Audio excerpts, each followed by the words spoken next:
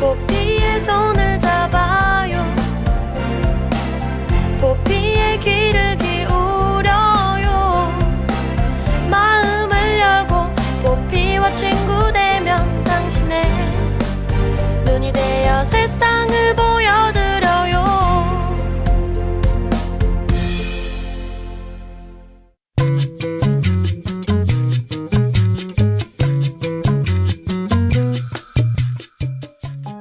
안녕하세요. 매주 금요일에 만나는 이창훈의 포피 초대석 시각장애 앵커 이창훈입니다. 여러분에게 본다는 건 어떤 의미인가요? 오늘 포피 초대석과 함께 하시면서 이 질문에 대해 곰곰이 생각해 보시면 좋겠습니다. 서울시립 북서울미술관에서 코끼리 주름 펼치다 전이 열리고 있습니다. 미술작가와 시각장애 학생들이 코끼리를 다양하게 표현한 작품전인데요. 오늘 포피 초대석에서는 이 전시를 주관하는 우리들의 눈의 엄정순 작가를 모셨습니다. 엄정순 작가와 함께 코끼리 주름 펼치다 전과 우리들의 눈에 대해서 다양한 이야기 나눠보겠습니다. 엄정순 작가는 제 옆에 나와 있습니다. 안녕하세요. 안녕하세요. 네, 청취자분들한테 먼저 인사 한번 해주시죠. 네, 여러분 안녕하세요. 저는 그림 그리는 화가이면서 또 시각장애 학생들과 이렇게 미술 작업을 한 20년간 같이 했던 그런 공공 프로젝트의 기획자입니다. 네, 반갑습니다. 지금도 전시 중인데 오늘 안 바쁘셨어요? 먼 길 오시느라고 고생하셨습니다. 네, 덕택의 세송시까지 와봤습니다. 오는 길 논밭도 좀 보고요. 네. 알겠습니다. 자, 시각장애 학생들과 미술 작가들이 함께하는 아트 프로그램 우리들의 눈, 엄정순 작가와 또 얘기 나눠볼 텐데요. 먼저 우리들의 눈에 대해서 좀 얘기를 좀 나눠보겠습니다. 우리들의 눈은 어떻게 시작된 건가요? 네. 1996년 이제 내년이 딱 20년째 되는 일종의 이제 새로운 미술 프로그램입니다. 네. 근데 이제 그 시각 예술가들이죠. 화가나 조각가나 영상, 사진 작가들이 모여서 그 미술에서 조금 좀 멀리 있다는 시각장애인들하고 같이 미술 작업을 하는 그런 이제 비영리 아트 프로그램 단체입니다. 아, 비영리 아트 프로그램 단체인데요. 네. 우리들의 눈이라는 제목 자체가 굉장히 독특한데요. 네.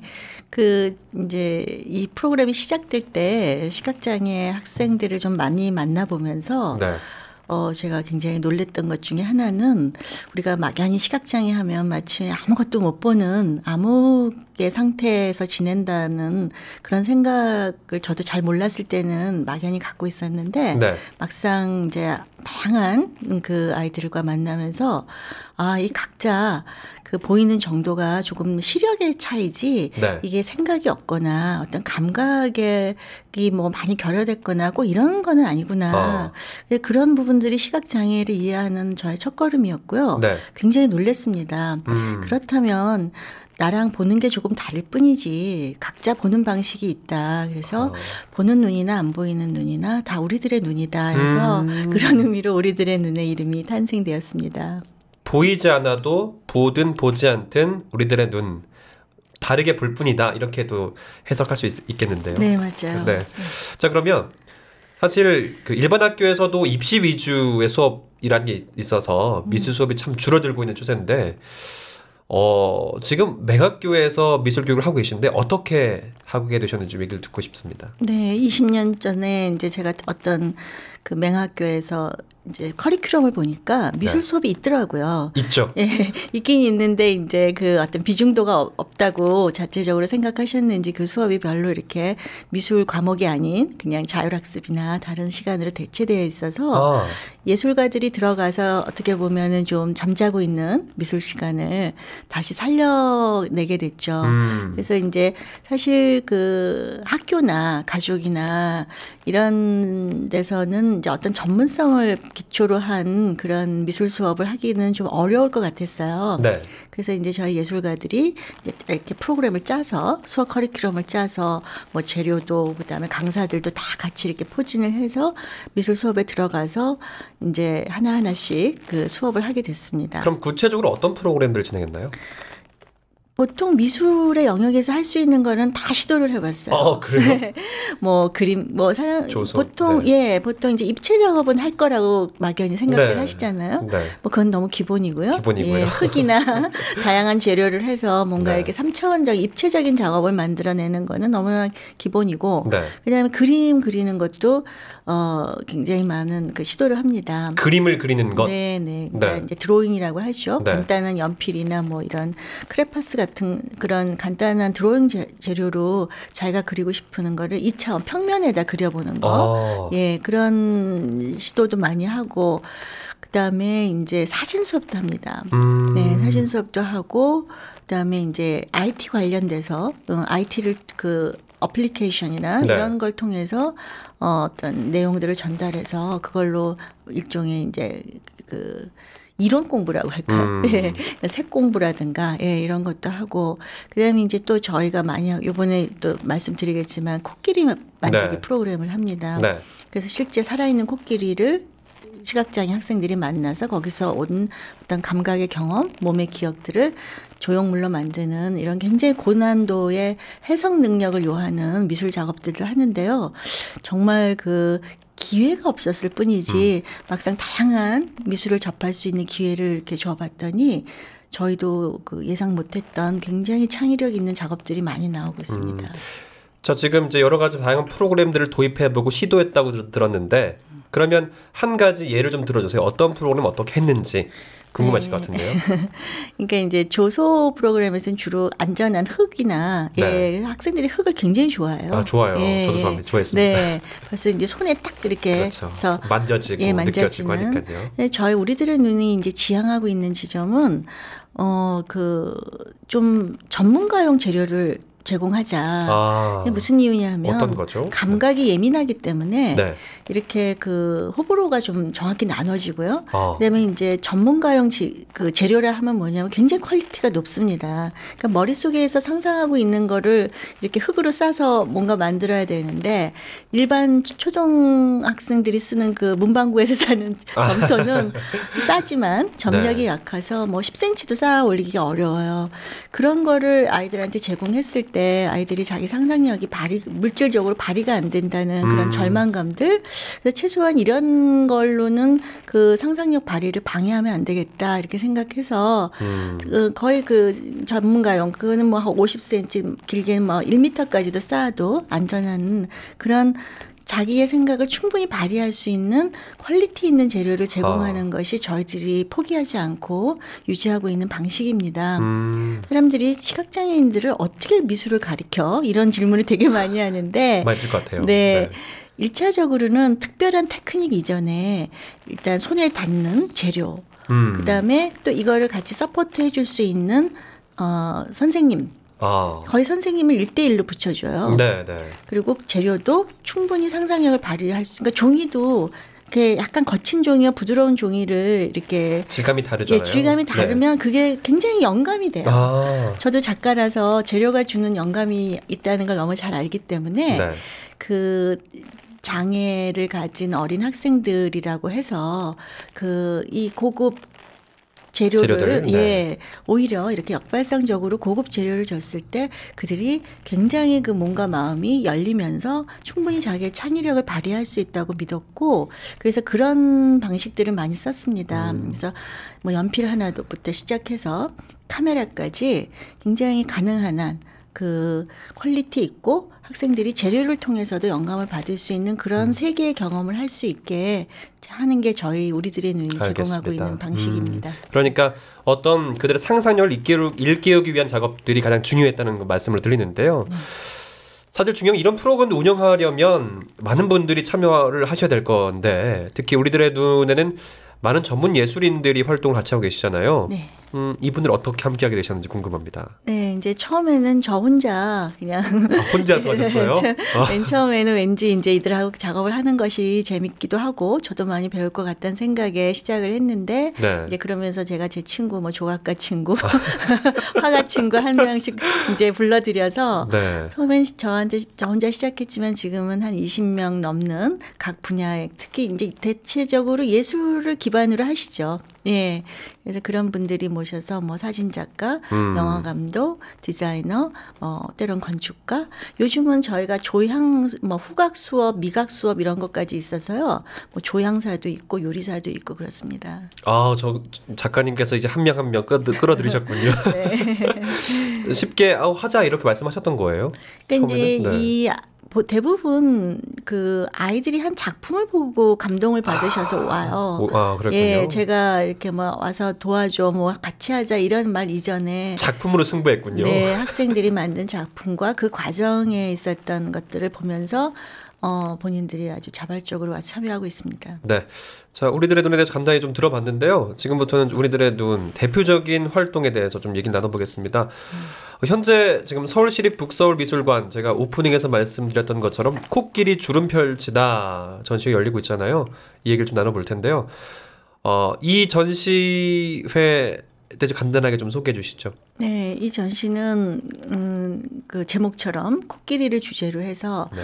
기존 프로 작가, 네, 그다음에 또 제가 그 기획한 코끼리 만지기 프로그램에 참여했던 학생들의 작품 이렇게 해서 두 프로젝트가 시립미술관에 초대를 받아서 네. 2달간 전시를 하게 됐고 이제 그 제목은 코끼리 주름 펼치다입니다. 언제까지 진행되는 건가요? 5월 10일까지 서울에서 이제 북서울미술관에서 하고요. 네. 그게 끝난 다음에 6월부터 8월까지는 창원에 있는 경남 도립미술관에서 연이어 이어서 전시하게 됩니다. 그럼 이 전시회의 출발점, 계기 이것들 좀 듣고 싶은데요. 이 얘기 좀요. 네, 뭐 코끼리가 이제 주제로 떠오르게 된 거는 제 네. 작업에서부터 먼저 시작이 됐고요. 제가 이제 제 개인 작업과 그 공공 프로젝트를 같이 하다 보니까 가끔 이제 이 주제를 제가 고민하고 제가 그리고 있는 주제를 학생들과 어떻게 또 할 수 있을까가 이제 자연스러운 그 과정인데요. 네. 그래서 그 코끼리를 아이들이 어떻게 그 작업의 주제로 활용할 수 있을까 이런 걸 생각하다가 만난 게 이제 우리가 잘 알고 있는 장님 코끼리 만지기라는 우화입니다. 그렇죠. 예, 그게 원래 불경 열반경에 나오는 우화인데 네. 그게 이제 사실은 그런 뜻이 아닌데 이제 간혹 그 시각장애인에 대한 비하, 장님이라는 단어가 그렇죠. 들어가면서 네. 비하되어 있는 이야기다. 그래서 이제 그런 게 오해되고 있어서요.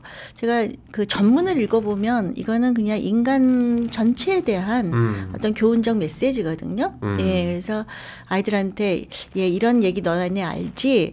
그렇다면 만약에 이게 오해가 비하라면 우리가 이 편견에 대해서 좀 미술적으로 한번 바꿔볼까? 이제 이런 제안을 했었고 아이들이 또 거기에 굉장히 기쁘게 동의를 해서 그 장님 코끼리 만지기라는 이제 미술 프로그램으로 이제 커리큘럼을 다시 짜서 전국 맹학교 순회 프로그램으로 만들었습니다. 그래서 이제 2009년에 시작해서 한 6개 학교를 했고요. 네. 이제 계속 진행될 예정입니다. 이게 작가님의 어떤 전시회를 디렉팅 하시면서 작가로 활동하시면서 만든 거잖아요. 네. 그러면 이 작품의 코끼리 작업이 어떤 의미를 갖고 있을까요? 네. 저한테 코끼리는 그 코끼리를 이렇게 보고 있으면은요. 코끼리가 저한테 줬던 메시지라고 저는 생각이 드는데 정말 우리를 어디론가 데리고 간다는 느낌이 좀 들어요. 그래서 코끼리와 저희가 첫 대면은 코끼리가 우리를 재빨리 근원으로 데려가고 있다라는 느낌을 받았고 근원이요? 예, 굉장히 그 강렬해서 이 예술가들은 아주 그 짧은 순간의 그 영감이 그 모든 작업의 시작이거든요. 그래서 저한테도 그 코끼리와 만났던 첫 그 대면 근원으로 우리를 데리고 가는 것 같은 그 느낌을 잊을 수가 없었고 그 다음부터 이제 그럼 근원이 뭐지? 근원이 어디야? 왜 꼭 하필 코끼리지? 뭐 이런 질문들이 계속 이어지면서 네. 이 작업이 시작됐습니다. 그럼 이 작품 작가님이 코끼리 걷는다라는 어떤 작품과 함께 매일 같이 하는 건가요? 네. 그래서 이제 특히 그 어디로 가고 그러니까 뭐 근원이라는 게 뭐 10m 어디에 있는 지점 뭐 부산 뭐 이런 건 아니잖아요.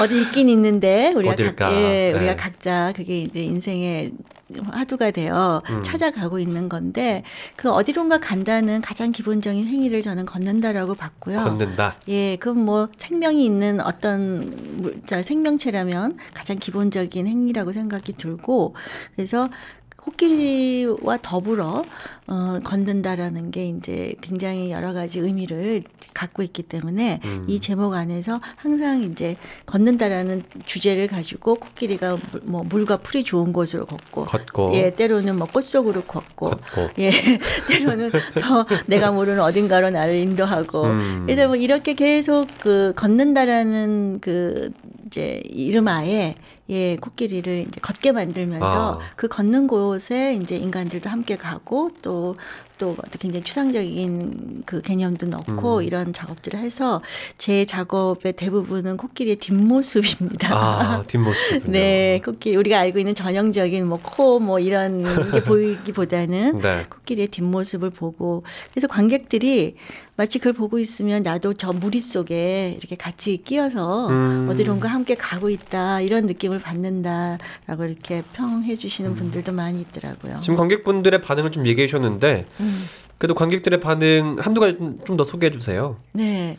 근데 이제 제가 그리는 그러니까 코끼리는 우리가 네. 뭐 만화책이나 애니메이션에서 보는 그렇게 귀엽고 이렇게 그런 코끼리라기보다는 실제 코끼리를 만나보면은요 굉장히 그 아주 굉장히 웅장함과 더불어 그 코끼리가 처해 있는 현실들이 주는 그 정서는 굉장히 슬퍼요. 네. 예, 그래서 그게 꼭 뭐 비극이라서 슬픈 게 아니라 그 아주 거대한 덩치를 가진 그 생명체가 주는 느낌이 아주 어떤 우리의 본연의 슬픔들을 자극하기 때문에 네. 저의 코끼리들은 좀 슬픈데요.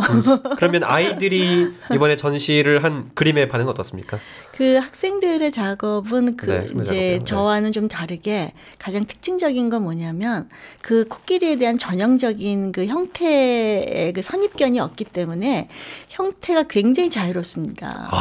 어떤 거는 이제 마치 이렇게 수평 터널처럼 가로로 긴데 근데 참 아이러니하게도 우리가 알고 있는 전형적인 코끼리 모습은 없는데 누가 봐도 코끼리인 거예요.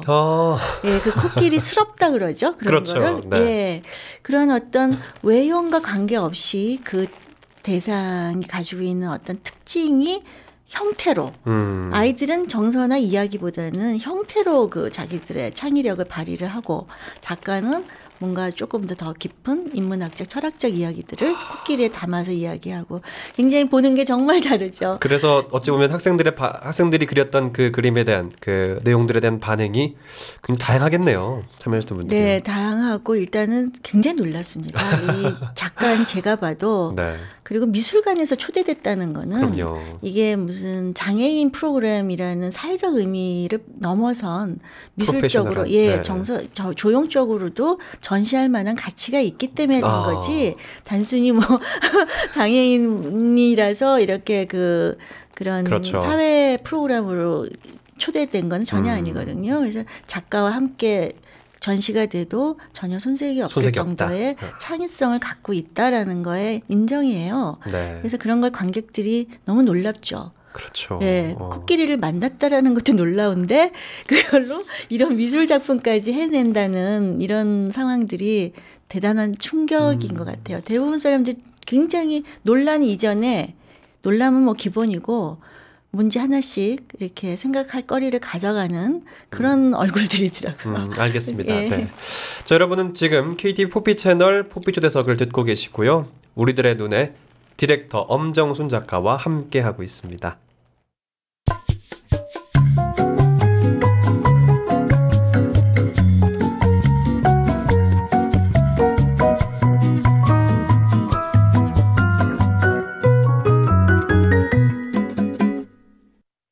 네, 여러분은 지금 포피 초대석과 함께하고 계십니다.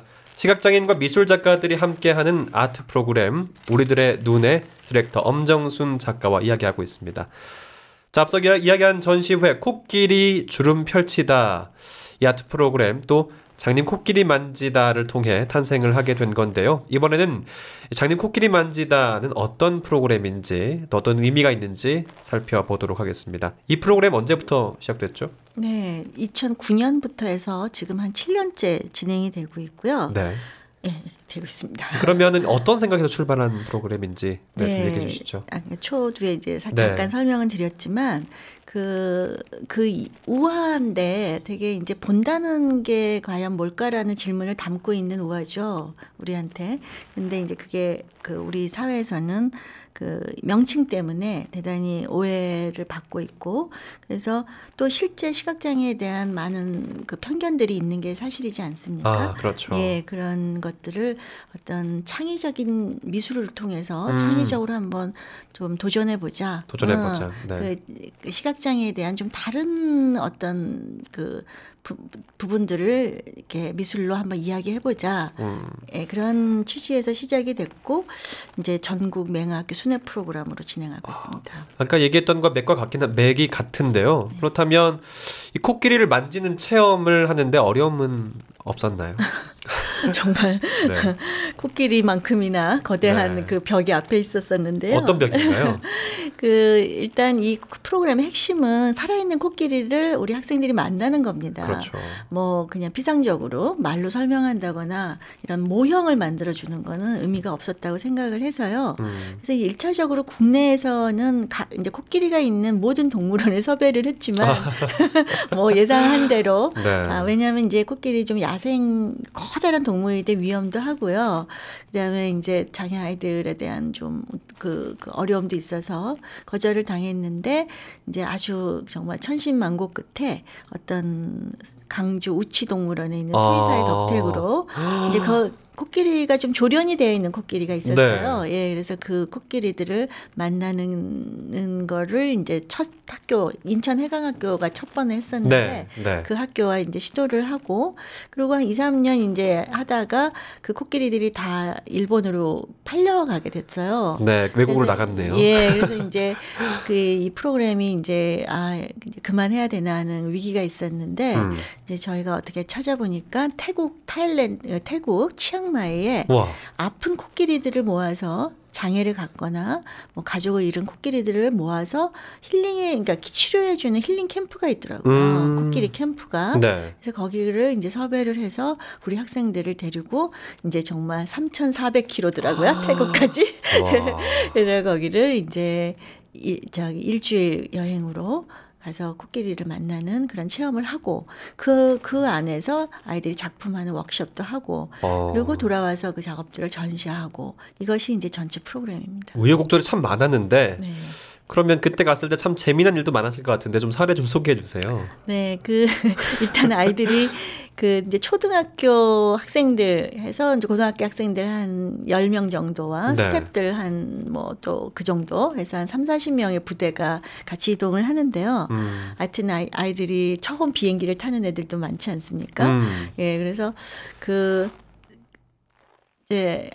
제가 사전 답사를 하는데 비행기를 타면서 한 번도 그런 걸 관찰을 한 적이 없는데 비행기를 처음 타는 우리 학생들이 밥은 어떻게 먹을 것이고 예, 그런 것들을 유심히 보게 되더라고요. 관찰하게 됐군요. 예, 제가 그 여행을 아이들의 입장이 돼서 이제 사전 답사를 하고 실제 그 비행기를 처음 타본 우리 학생들이 그 겪는 실수와 뭐 그런 재미난 이야기들이 참 많은데 어쨌든 평생 한번 있을까 말까 한 그런 추억에 남는 여행들이 되도록 기획을 했습니다. 그러니까 어떤 가면서 여러 가지 코끼리를 만지는 작업도 중요하지만 실제 일주일 동안 같이 생활하면서 얻은 정보들 함께 나눔이 되게 의미 있었다고 보시는 건데요. 네, 그러니까 어떤 학생이 그러더라고요. 가서 코끼리 만지는 것도 재밌었지만 우리끼리 자기네들끼리 이렇게 부모 이제 학교를 떠나서 이렇게 외국 사람들 속에 있었다는 그 자체가 그리고 더 친해진 거 자기네들끼리 뭐 이런 경험담 얘기하는 거 많이 들었습니다. 알겠습니다. 저 이야기를 나누다 보니 시간이 얼마 남지 않았어요. 그래서 마지막으로 우리들의 눈의 미래 그리고 계획에 대한 이야기를 좀 들어볼 텐데요. 이 우리들의 눈을 통해서 많은 학생들을 만나셨을 텐데 이런 아트 프로그램을 통해서 시각장애 학생들이 어떤 변화가 있었는지 좀 궁금합니다. 네, 일단 학교에서 맨 처음에는 뭐 미술은 뭐 하러 해? 안 보이는데 굳이 미술 해야 돼? 이런 그렇죠. 느낌인 거죠. 예. 그 시간에 뭐 암만 하지 이런 게 이제 학교 내에서도 약간 그런 분위기였는데 네. 학생 이 미술이 단순히 미술에 그친 게 아니라 어떤 미술을 통해서 얻는 자존감, 성취감들이 쌓이면서 다른 학습에 굉장히 효과를 가졌다고 선생님들이 그러세요. 그래서 이제 그런 것들이 이렇게 세월이 지나면서 쌓이면서 학교 안에서도 미술 수업에 대해서 점차 관심을 가지시고 미술실도 지어주는 학교도 있고 그리고 이제 가장 큰 최근의 성과는 그중 한 학생이 저희랑 한 10여 년을 같이 했던 학생이 네. 미술대학에 입학을 했습니다. 정확히 좀 얘기해 주세요. 미술대학 입학을 네. 했다고요? 네. 정말 그 놀라운 일이고 네. 참 그 우리가 주목을 해야 되는 사건인데 이 친구는 약시긴 해요. 네. 그렇지만 이제 굉장히 점점 더 진행형 약시기 때문에 점점 네. 더 아마 시야가 좁아질 텐데 네.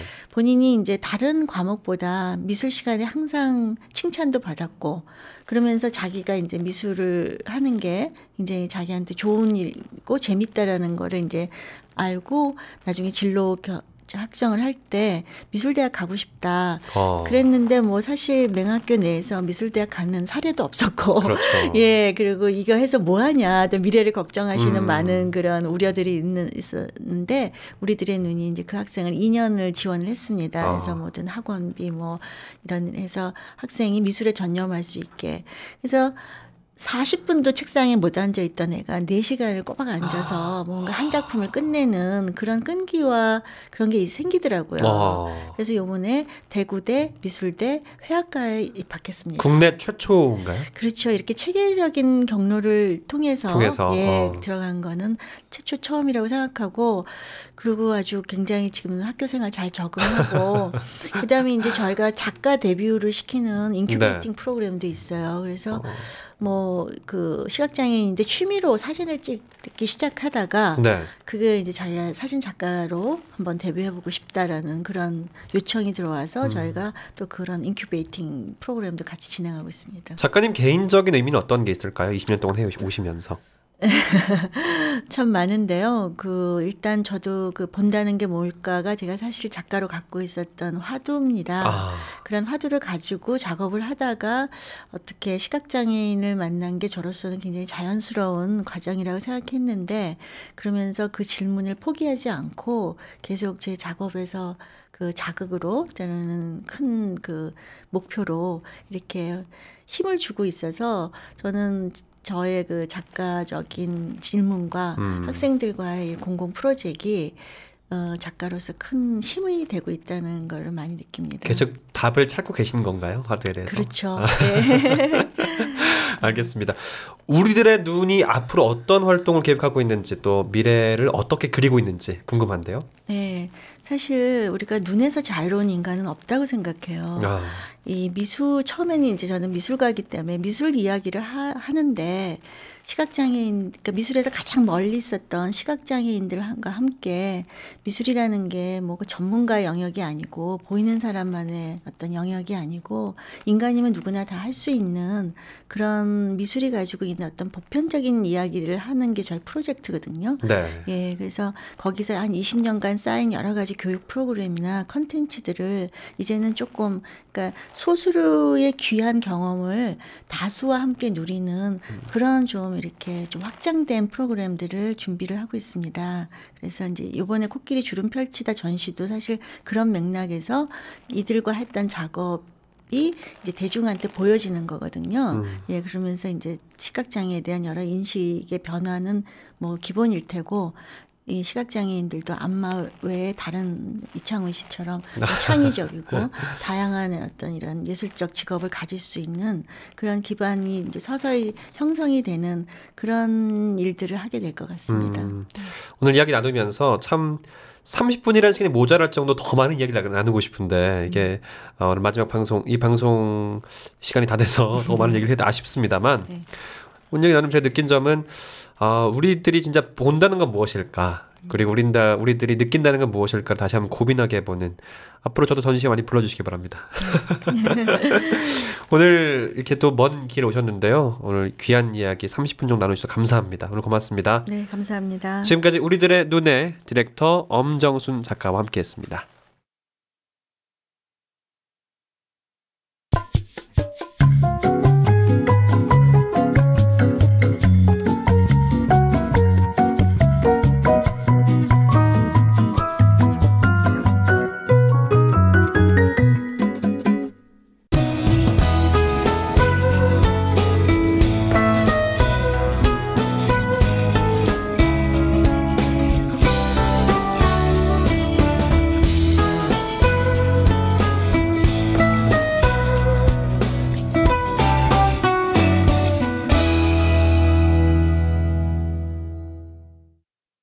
매주 금요일은 KTV에서 제작한 카메듀스의 영상 미학을 영상 해설로 전해드리고 있죠. 오늘도 홍옥희 영상 해설사 나왔습니다. 안녕하세요. 안녕하세요. 왜요? 아니 그냥 인사만 했는데. 아 깜짝 놀랐네요. 이번 주가 네. 전국에 봄비가 촉촉히 내렸잖아요. 그죠. 어제도 네. 그렇고 어제는 또 천둥 번개도 치더라고요. 굉장했어요. 네네네. 어디 갈 계획 있어요? 저는 일단 봄하면 또 벚꽃이 빠지지 않잖아요. 그렇죠. 벚꽃. 네네. 아름답나요? 되게 아름답죠. 뭔가 이렇게 작은 꽃이 여러 개 풍성하게 펴가지고 네. 꽃잎이 막 하늘 날리면 뭔가 되게 아름답다라는 생각이 저절로 들고. 말을 잘 못하네요. 그래서. 네, 너무 아름다워서 말을 못 잇고 있는데. 네. 아무튼 또 벚꽃하면 유명한 축제가 있잖아요. 우리나라에. 있죠. 네. 그 진해에 있는 군항제라고. 이게 그 창원시의 고향인 진주랑 되게 가까운 데 사잖아요. 네. 네. 가본 적 있으세요? 가본 적 없죠. 그래서 진주에 별로 이렇게 고향인데 오래 살지 않았으니까. 맞아요. 저희 어머니만 있고요. 저희 서울 시민입니다. 네, 서울 시민.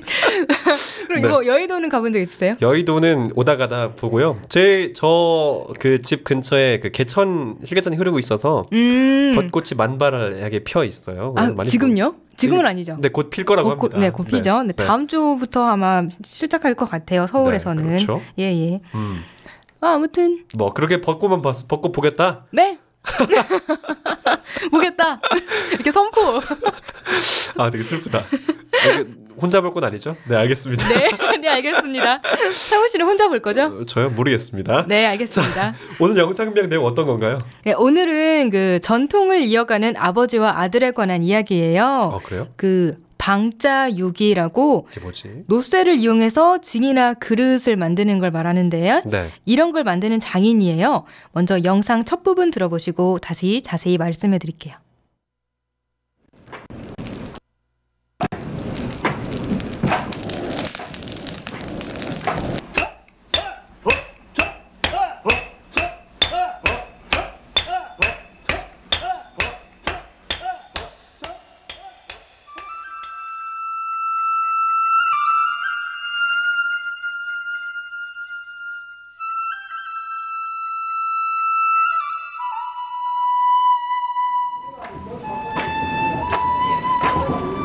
이제 가져간다. 천천히.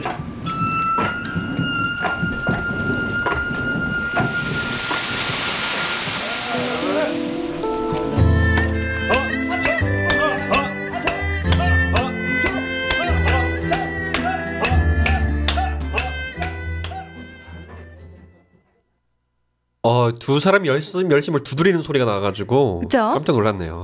네네. 이 첫 장면으로 네. 여러 사람이 노쇠를 두드려서 모양을 만드는 작업을 살짝 보여주고 있는데요. 여러 사람이에요? 네, 여러 사람이에요. 두 사람인 줄 알았어요. 네.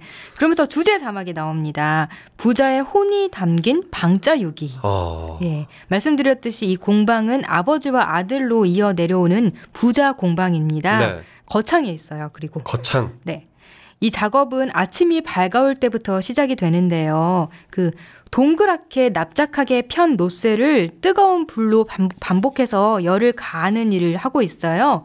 노쇠로 그릇을 만드는 방법은 여러 종류가 있다고 하는데요. 이 중에서 주물유기는요. 일정한 틀에 쇳물을 부어서 만드는 걸 뜻하고요.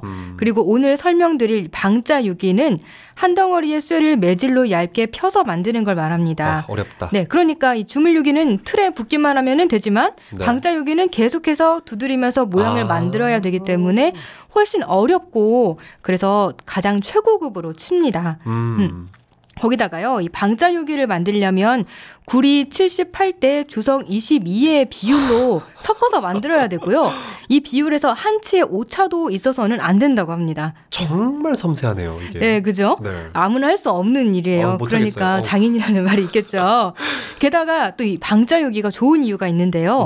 네. 내부에 기포가 생기지 않아서 휘거나 잘 깨지지 않고 이야. 사용할수록 윤이 난다고 하고요. 윤이 나요? 네. 그리고 또 보온이 잘 되고 자체적으로 소독 기능이 있어서 음식을 담는 그릇이나 식기로 많이 쓰이고 임금의 수라상에 이용돼서 독을 감별하는 기능도 했다고 합니다.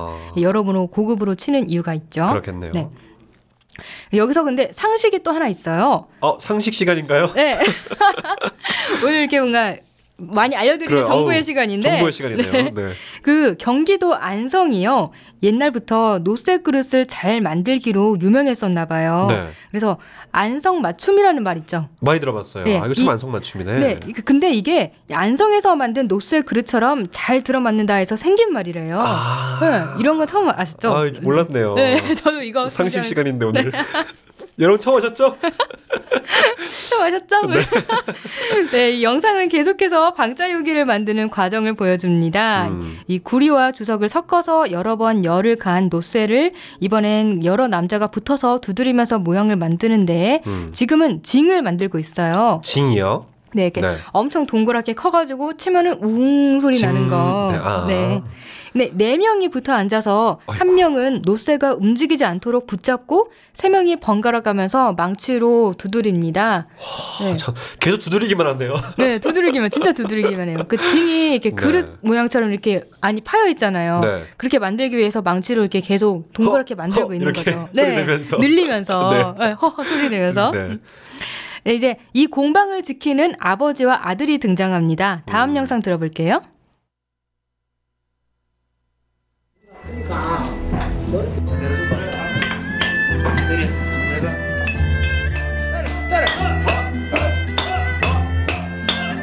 박자가 맞아야 돼. 박자가 한 대도 때리고 서로 박자가 맞아야 된다. 박자가 맞으면 박자는 물가가 맞는 진짜 미면인 거야. 그렇게 일이 고되고 그렇게 잠 못 자고 그렇게 일을 해도 어떻게 하면 소리가 잘 나가? 어떻게 하면 좋을까? 항상 그게 그리 공부하는 그 살아나오는 거야.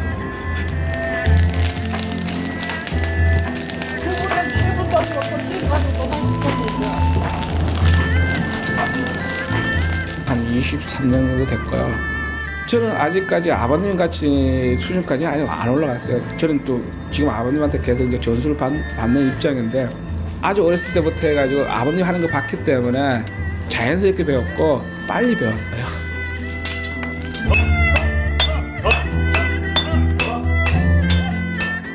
옛날 하는 말씀이 우를 팔려면 한구디를 팔아. 항상 일을 배울 때는 말 따라하고 일을 할 때는 옆도 돌아보지 말고 앞을 보고 해라.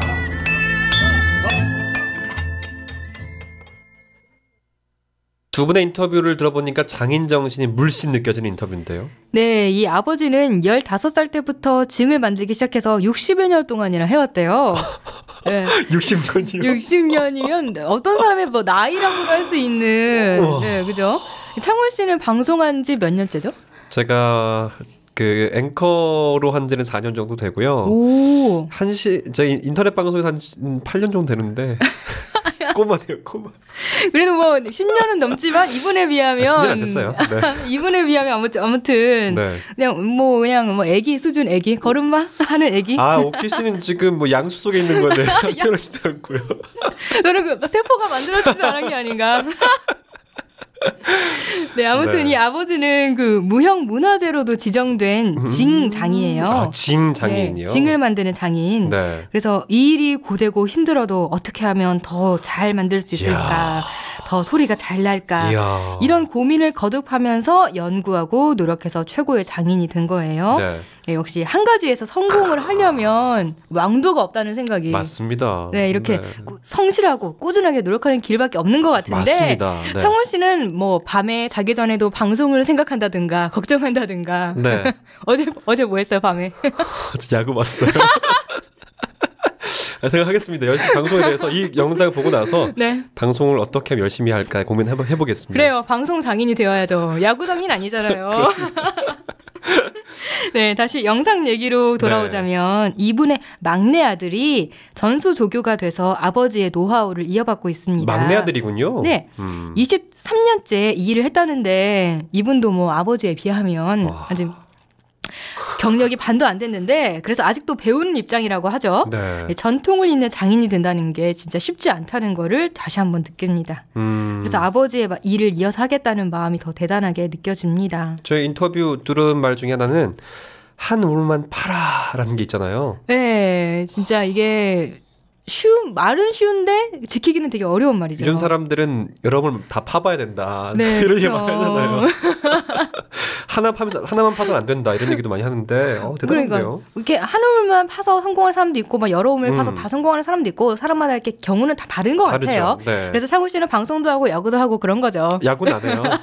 보는 걸 줄 알 뿐이지. 그래서 네. 이렇게 여러 우물을 파고 뭐 어떻게 될지 모르니까. 그렇지 않아요. 네, 저는 한 우물만 파겠습니다, 여러분. 네, 그러세요. 아무튼 다음 영상은 이 징을 만드는 과정을 더 자세히 보여주는 건데요. 네. 듣고 오시죠.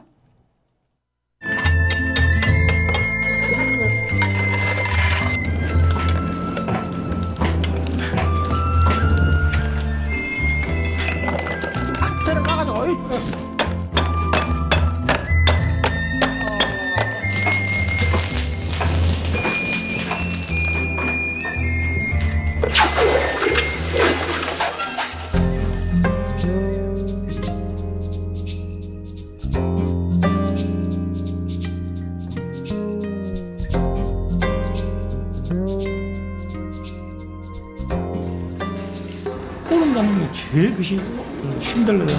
찡이라 하는 항소음 소리가 나야 되냐. 그래. 이게 쭉 나가다 끝에 가서 쑥 올라가 또 내려간다. 그게 이제 원징소리다.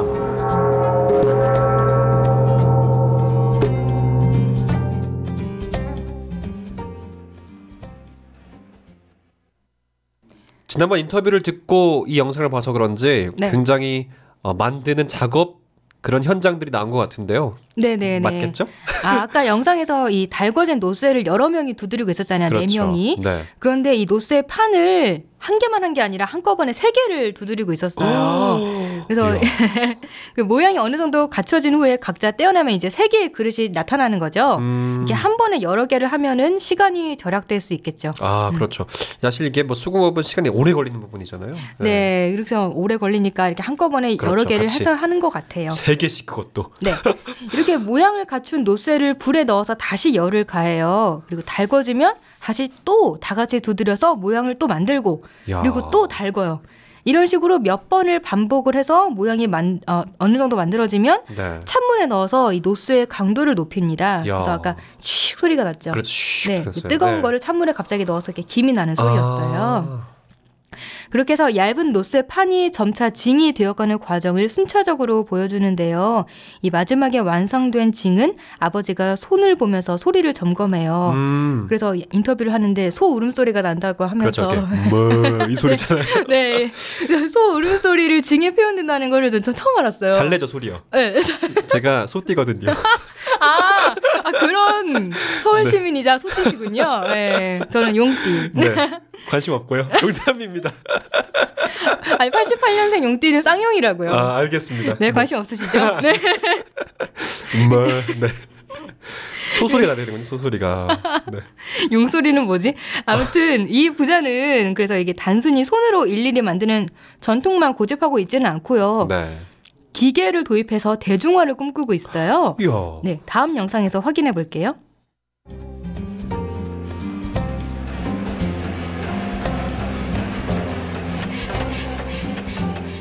지금은 기계 힘을 많이 빌려요. 대중화 하려고 그러면은 손으로 때리는 것보다는 그래도 기계가 되고 규격화되는 게 훨씬 수량도 많이 나고 단가가 낮출 수 있는 그게 되잖아요. 그걸 두려워하는 게 아니고 더 정밀하고 깨끗하고 이런 걸 만들고 싶어요. 아버님 때 했을 때 그 마음을 가지고 일을 해야지만 더 좋은 제품이 나와요. 전통은 모든 일의 기본이에요. 뿌리예요, 뿌리. 유기는 관상용이 아니거든요. 보는 것만 끝나는 게 아니고 그 음식을 담아야 제 효과를 내는 거예요. 우리나라 사람들은 이 노쇠가 좋은지 알아요. 근데 외국 사람들은 안 접해봤잖아요. 일단은 이런 좋은 걸 가지고 그 나라의 식문화에 맞는 이제 디자인으로 해가지고 한번 성분을 긁고 싶고, 그래서 내년 같은 경우도 뭐 밀라노 그런 데 가서 이제 전시회도 하고.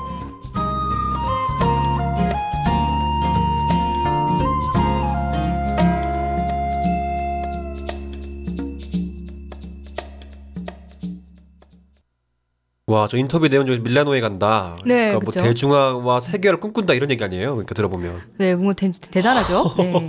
아까는 그 네. 망치로 일일이 다 두드려가지고 모양을 만들었는데 네. 이게 기계로 이제 좀 더 수월하게 그리고 일정하게 모양을 잡고 갈아서 윤을 내고 이런 작업을 하는 건가 봐요. 네, 네. 그래서 100% 수작업으로 하는 것들도 물론 있긴 있겠지만 그런 건 되게 비싸겠죠. 비싸죠. 네, 이렇게 기계로 해서 모양도 일정하게 하고 가격도 낮추면 더 많은 사람들이 사용할 수 있겠고 그리고 소비자가 비싼 그릇을 뭐 원하면 비싼 그릇을 살 수도 있고 아니면 이렇게 싸게 해서 내 일상생활에 가까이 한번 사용하고 싶다 그러면 이렇게 기계로 만든 그릇을 사갈 수도 있고 그래서 이게 선택의 폭이 넓어진 것 같아요. 네, 그렇습니다. 제가 봤을 때는 근데 너무 이게 뭐 기계 대량화 이것 다 중요하지만 네. 전통을 지키는 게 중요하지 않나 생각을 하게 되거든요. 저는 중에서 전통이라고 하면 저 김장하는 거 있잖아요. 김장 네. 맞아요. 이 김장 11월쯤에 사람들이 모여가지고 이렇게 맞아요. 속도 만들고 이런 거 되게 굉장히 사람들이 만날 수 있는 기회 되게 좋은 것 같아요. 지금 공장 대량으로 만들잖아요. 네네. 좀 아쉬움이 있더라고요 그런 부분들. 네, 다 같이 모여서 김장도 하고 그걸 또 나누는 그렇죠. 재미도 있죠. 막 100포기 해가지고 막 일단 이리 나눠지고 저리 나눠지고. 그리고 보쌈 먹는 거. 아 맞아, 보쌈이 진짜 최고. 맞아. 고기 삶는 냄새가 그렇죠. 나면 네. 이제 김장을 하는구나 되게 생각도 하게 좋더라고요. 되고. 네. 근데 중요한 거는 창훈 씨는 김장을 직접 해보셨냐 이거죠. 저 보쌈 맛있게 먹었죠. 아니 왜 저 마늘 다듬고 한 적 있어요. 아 그래요? 네. 마늘 다듬고 마늘 하다가 까고 이런 거. 네. 까다가 이제 보쌈 먹은 거죠. 잘하시네요. 네. 고기를 탐하는 자였고요. 그렇습니다. 네. 네. 탐하는 자거든요, 저는요. 예, 마지막으로 이 완성된 유기들을 한 상에 가득 차려놨어요. 네. 이게 유기 그릇은 원래 아무 무늬가 없거든요. 그렇죠. 무늬가 없는데도 반짝반짝 윤이 나고 은은한 색 때문에 아름답다는 생각이 나는 그런 그릇이에요. 그리고 장인이 이렇게 말하죠. 유기는 관상용이 아니다. 그럼요. 음식을 담아내야만 더 아름다운 가치를 띠는 거다. 그래서 이 작은 그릇에 딸기를 몇 개 올려놨는데요. 딸기만 올려놨는데도 이 그릇 덕분에 뭔가 굉장히 손님한테 내와도 될 것 같은 그런 고급스러운 느낌이 들어요. 딸기를 넣었다고요? 맛있겠다. 네. 그릇이 중요한 게 아니라 그 딸기가 중요한 거죠.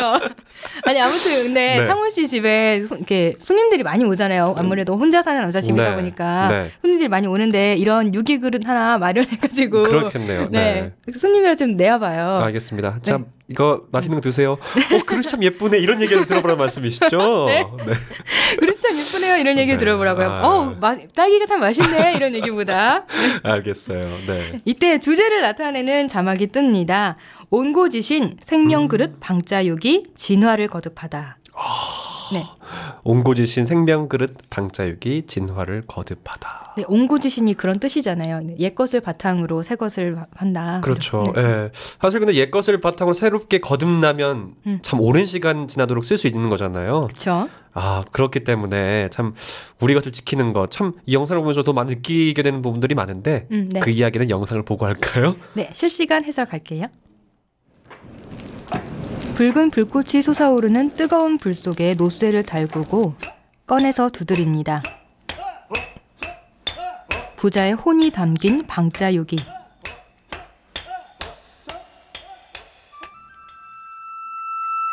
해가 떠오르는 아침. 경남 거창군 거창읍에 위치한 두부자 공방. 유기공들은 작업을 시작합니다. 이제 가져간다. 저리. 불이 78대 주석 22 황금 비율의 노쇠. 불에 빨갛게 달궈진 노쇠를 꺼내 유기공들이 번갈아가며 망치로 두드립니다. 두드림과 기다림의 명품 방자진과 유기. 15살에 시작된 진과의 인연 60여 년. 경남 무형문화재 14호 징장 이용구. 유기공들의 작업을 지켜봅니다. 한 대도 때리고 서로 박자가 맞아야 된다. 박자가 맞으면 갖다는 물가가 맞는 진짜 미면이 그렇게 일 고되고 그리 잠 못 자고 그리 일을 해도 어떻게 하면 소리가 잘 나가? 어떻게 하면 좋을까? 항상 그게 그리 공부하는 그 살아나오는 거야.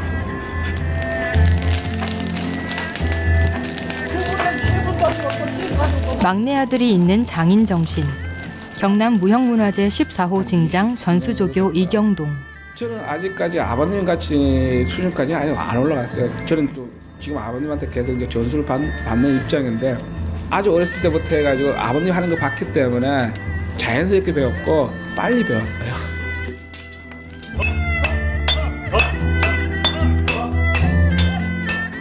옛날 하는 말씀이 우를 팔려면 한구뒤 팔아. 항상 일을 배울 때는 말 따라하고 일을 할 때는 옆도 돌아보지 말고 앞을 보고 해라. 여러 개 두드린 것이 어느 정도 틀에 잡히면 하나씩 떼어내고 다시 불에 달굽니다.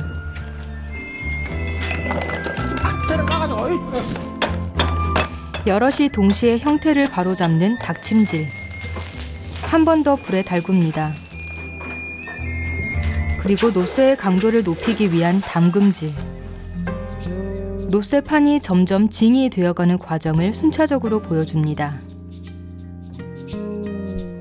시간을 통해 익어가는 유기. 꼬름 가는 게 제일 그것이 힘들거든. 찡이라 하는 항소금 소리가 나야 된다. 그래. 이게 쭉 나가다 끝에 가서 쑥 올라가 또 내려간다. 그게 이제 원징소리다.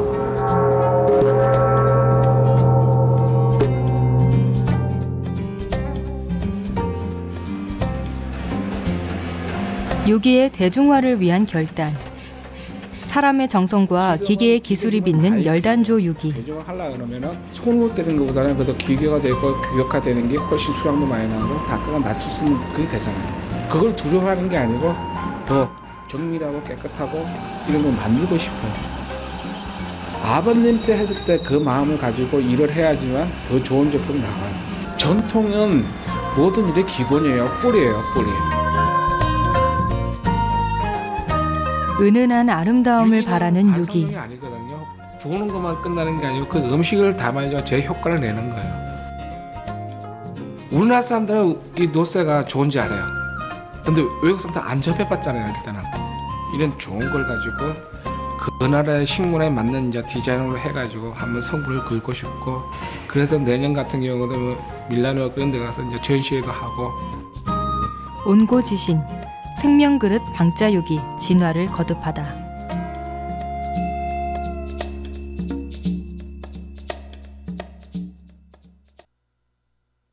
네, 영상 잘 들었습니다.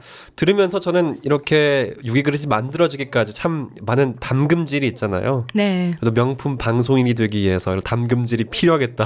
아, 이런 멘트를 생각해 오셨군요. 아, 좋다. 그런 생각 많이 하게 되는데, 옥계 씨는 어떠셨어요? 영상 함께 준비하시면서. 아, 저는 뭐 일단 이렇게 그 한정식집에서 흔히 볼 수 있는 그릇이거든요. 근데 이 그릇이 그렇게 비싸고 좋은 건지는 몰랐어요. 네. 굉장히 무겁잖아요. 그렇죠, 무겁죠. 네. 어이, 무거워. 네. 그런 느낌이 드는 그릇인데 네. 이 그릇을 새삼 다시 보게 된 것 같아요.